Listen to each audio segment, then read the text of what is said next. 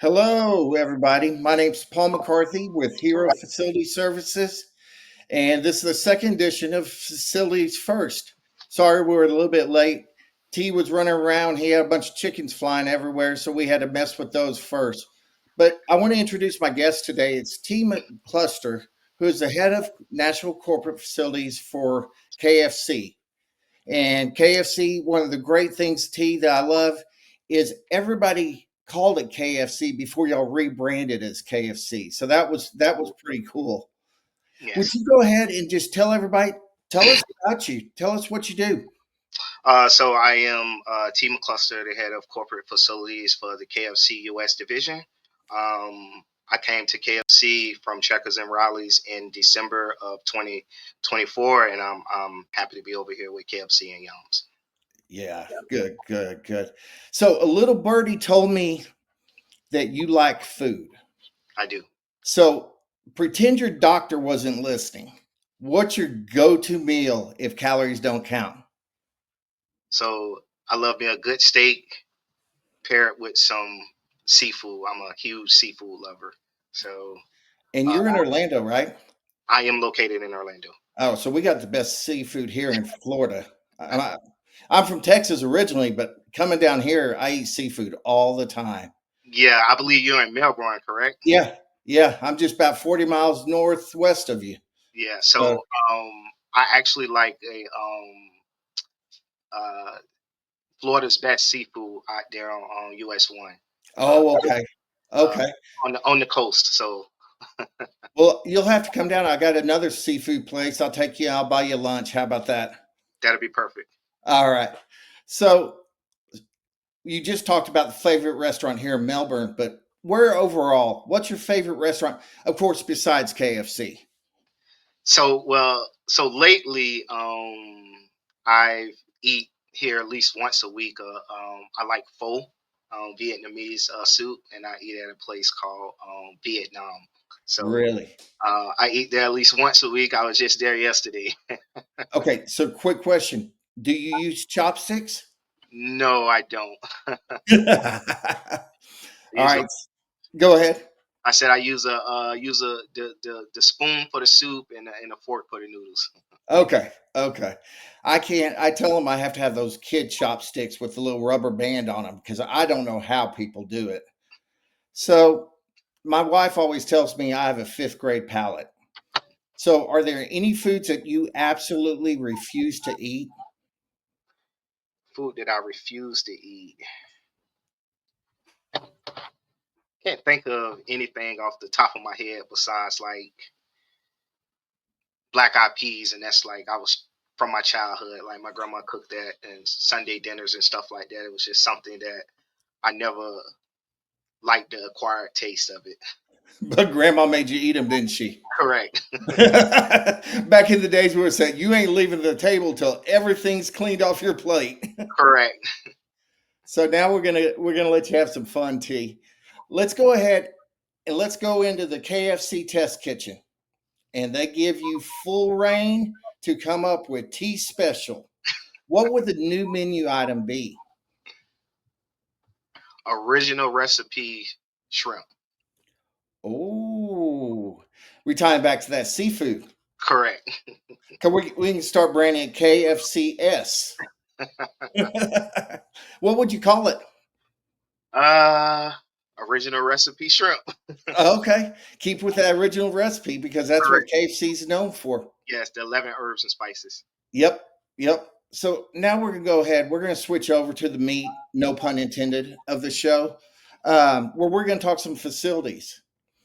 So, what's your personal philosophy on facility management? Teamwork, personability. I had the opportunity and task to build out this new facilities department here with KFC. Um, in my tenure, short time right now, we just hired three facilities technicians and a supervisor.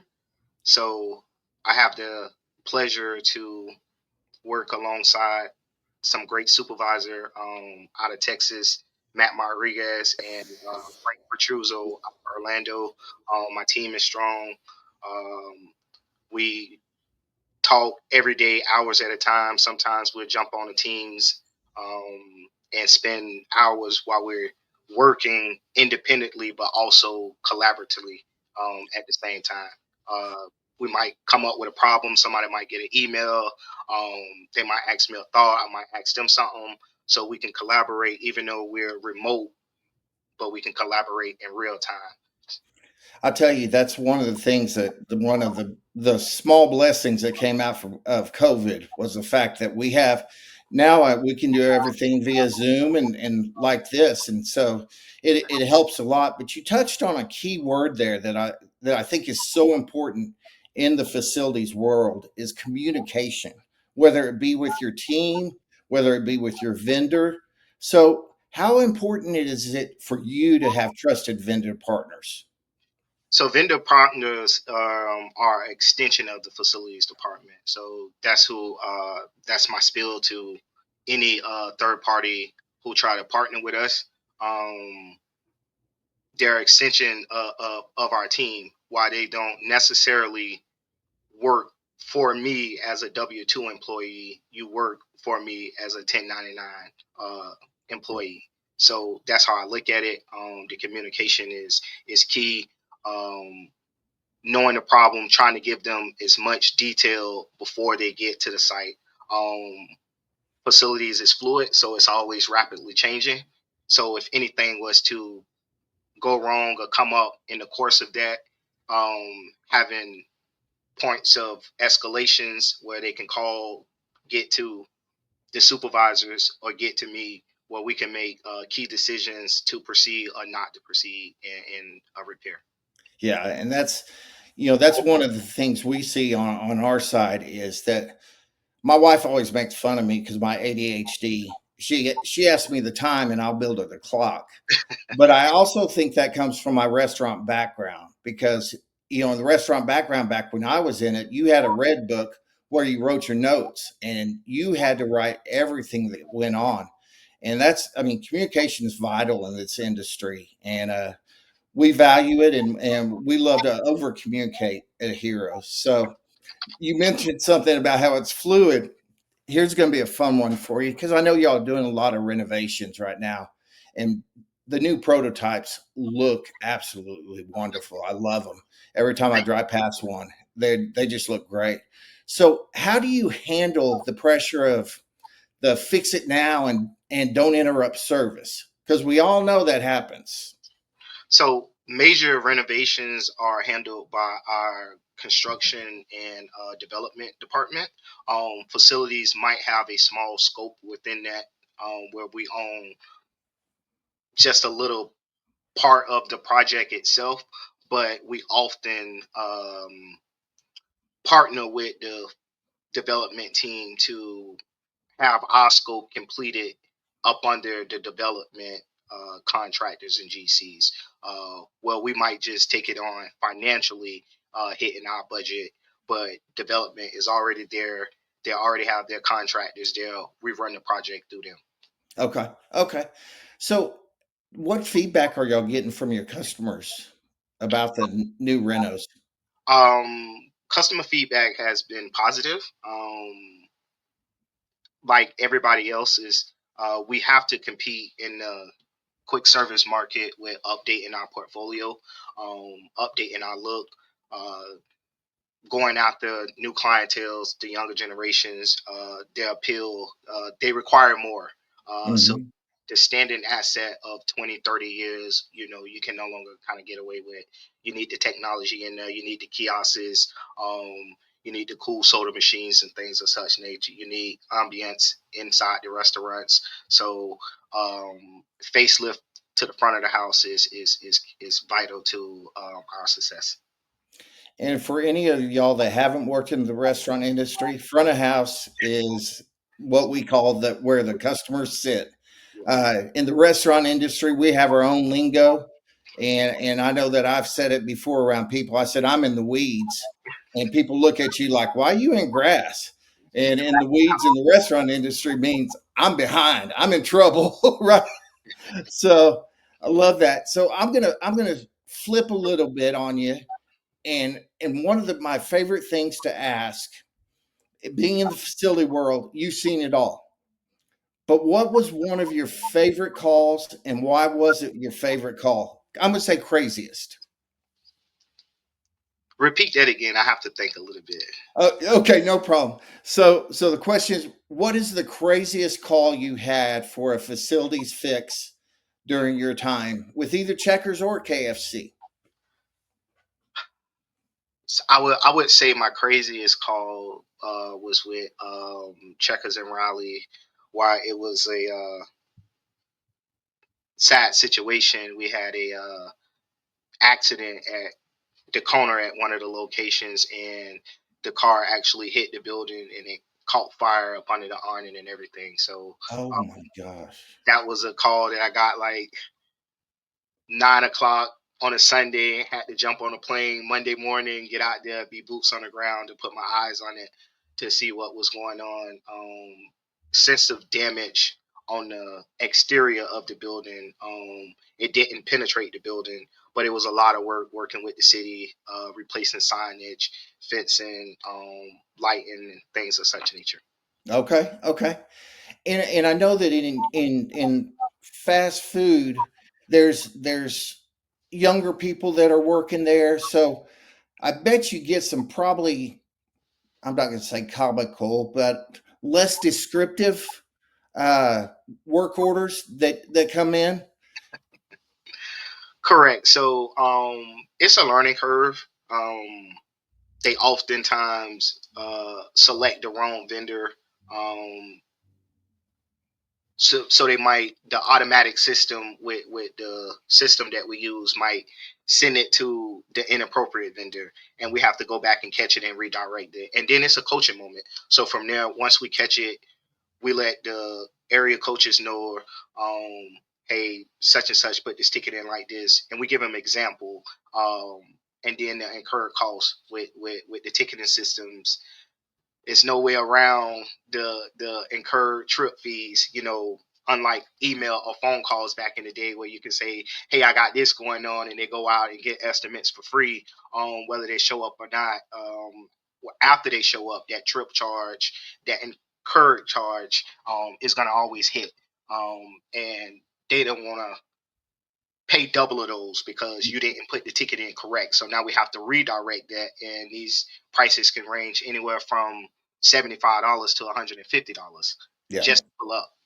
Yeah, truck rolls are a cost, and it's part of doing business. And with you brought up a good point with facility managers now. Back when I was in the industry, facility managers, they just kind of sat at home office, and you would call them and tell them something was broke. They send somebody out or say, "Hey, call this guy." But y'all's role has shifted in the last couple of years, that y'all have really become true coaches and educators Correct. because y'all are in the stores a lot, right?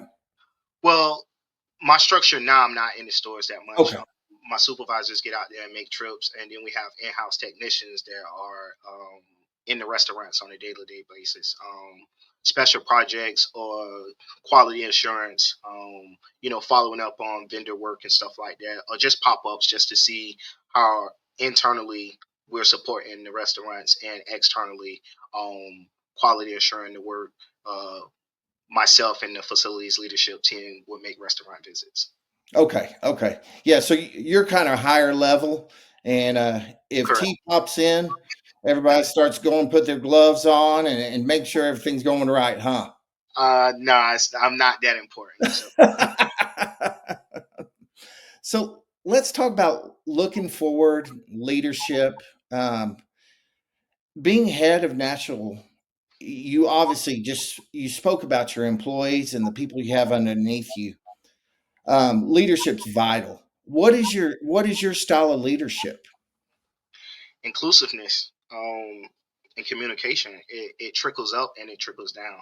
Um, Being personable enough to my staff, to be approachable. Um, I don't lead in front of them. I lead on the side of them. Right. So I'm never gonna ask them to do something I wouldn't do myself or I can't do myself. Um, for instance, we're going through certification from Henny Penny, right? So I took the class myself. I took the certification myself before I roll it down here to my supervisors, and then they roll it down to my technicians, right? So us as leaders will be able to guide them throughout the processes. Me being the head of the department, I can ask the questions with the manufacturer in order to bring this service in house. All those things. So that's why I chose to take it first, go through it, reach out to the manufacturer to work out all the details to fully onboard our facilities department to be able to perform this task. That's I love that you say that because one of the big things these days is the difference between bosses and leaders.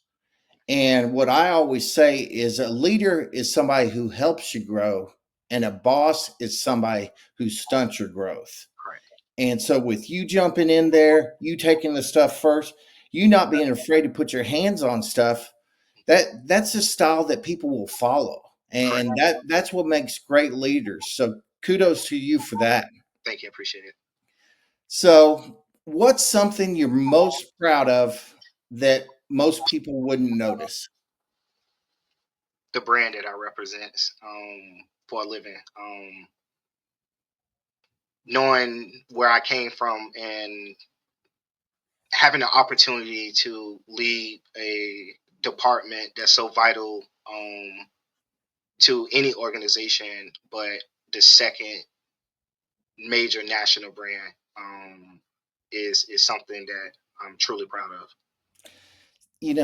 That's awesome because we always say you have to love where you work, and obviously you have a passion for KFC, and passion for me is one of my favorite words because passion is different than liking.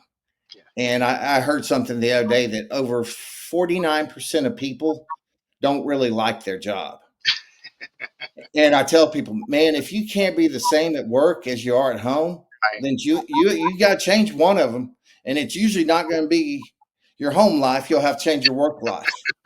Well, I was able to stumble across a career that I absolutely love to do. So my days be tough, but I don't work. You know, it's just what I do. It's like a mechanic that plays in with cars. If he builds engine, it's not working. It's a hobby. Yeah. That's what he do. I'm a tangible kind of person, and most people in this field are tangible. So we like the results of things. So when I have a stressful day at my personal house and my personal life, I go do things around my house. I'm like, the other day I just cleaned out the whole garage and rearranged it and put a TV up in the projection system, and then sat out there for 2 hours just enjoying music, watching the projection.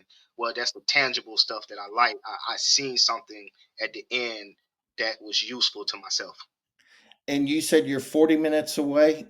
You want to come over this weekend? We can redo the garage and everything. I need a man cave.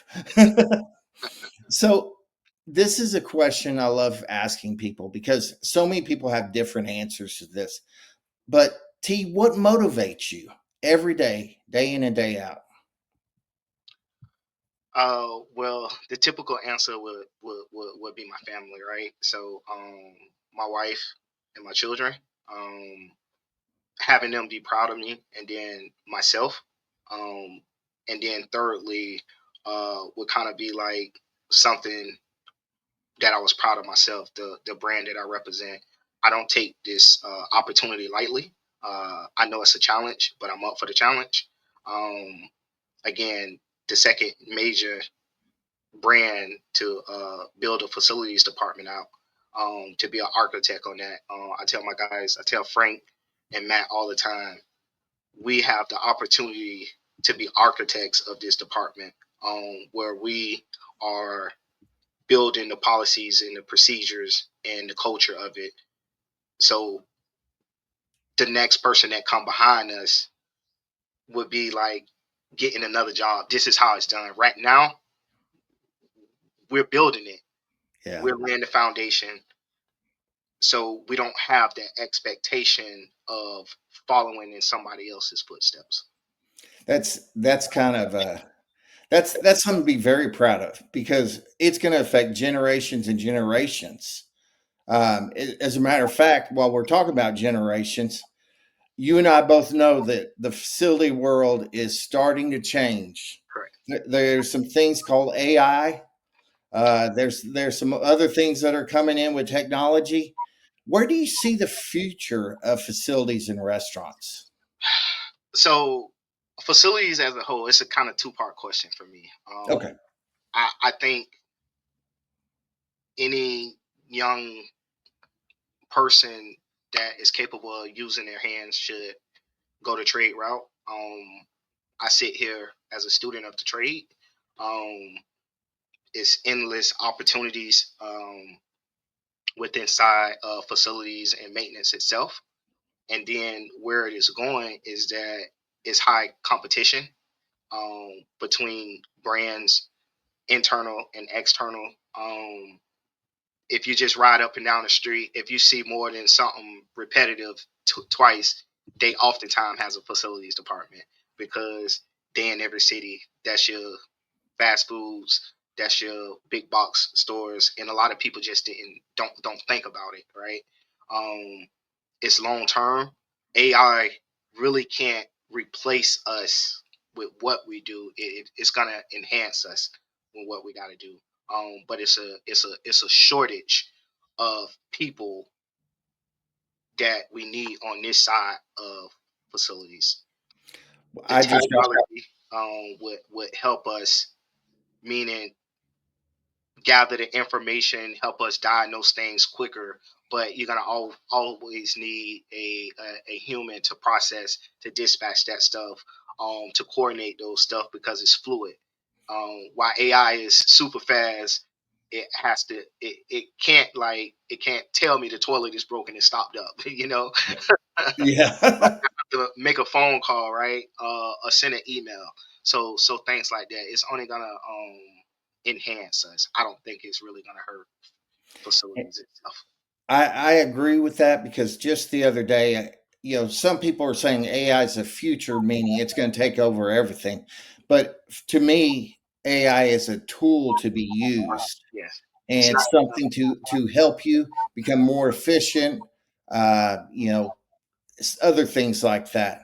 You mentioned something that I'm very proud of, and Hero's very proud of, is the culture and great leaders have ways of developing a culture, and you being the leader for the team and your servants leadership style, is it fun watching that culture coming together? It is. It's fun. So with my new hires, within 2 weeks, I sent them all an email and asked, "Hey, where do you want to be at in 5 years?" Because I was asked that. I don't know if it was 5 or 10 years. I believe I said 10 years because that was the original question.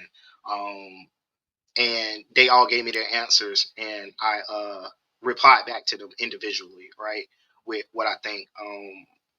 I believe in watering the flowers that are around me, not regarding things. So it's more easier for me to enhance those who I work alongside and pour into them than to try to go out and do this process all over again. Yeah, My biggest philosophy in my life and in my workspace is that knowledge is useless when it's hoarded. So oftentimes my wife be like, "Oh, you talk too much," because I know a lot of things. Like I'll share anything, but I'm one of those people don't that why is this all just sitting in my head when it could be useful to somebody else? that's wonderful because I've always said that knowledge is the only thing we can steal for free. I mean, seriously, and it's when we get around our age, we start looking to mentor, to help, and to grow the next edition of these kids, next generation of these kids coming through, Right, and mentorship and having somebody like you as a leader for them is very important. Another thing that I say is you have to treat people like a bank. You have to make deposits, get withdrawals, which correct, is kind of similar. You're watering flowers. correct. Yes. So tell me, what does T like to do besides going and eating anything and doing working with your hands? You have any other passions? I love sports. Just like most of us, I watch a lot of NFL football. Not so much basketball these days, and then just spending time with my family and my friends.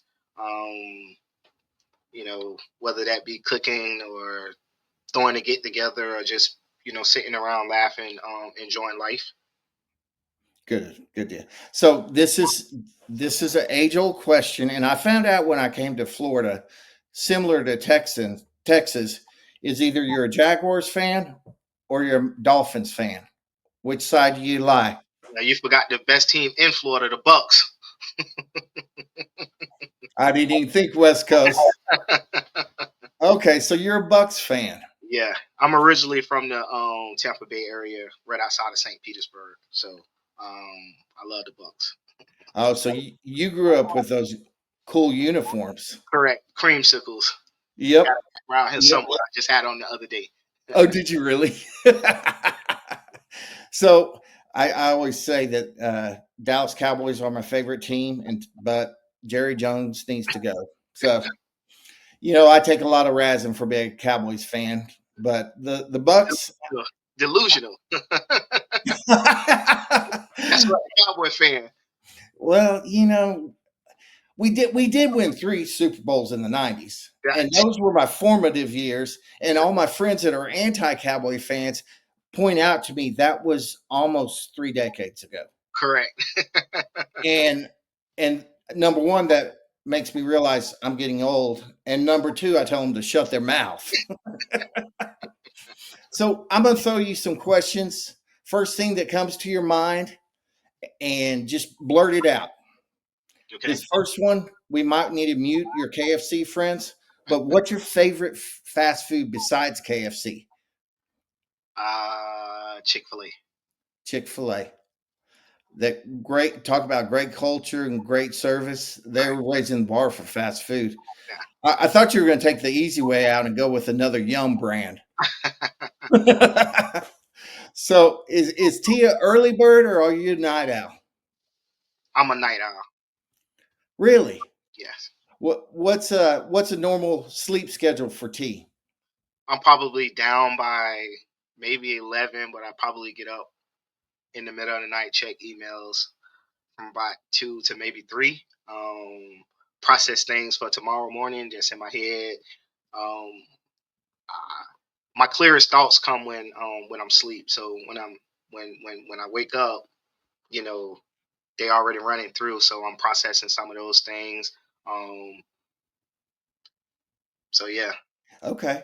It's funny because I'm a early bird and they call me grandpa, but that I have to be in bed by 9 o'clock. But with ADHD, I'll wake up at 2 o'clock like you, and I have ideas going out of my head like a blender with the lid off. right.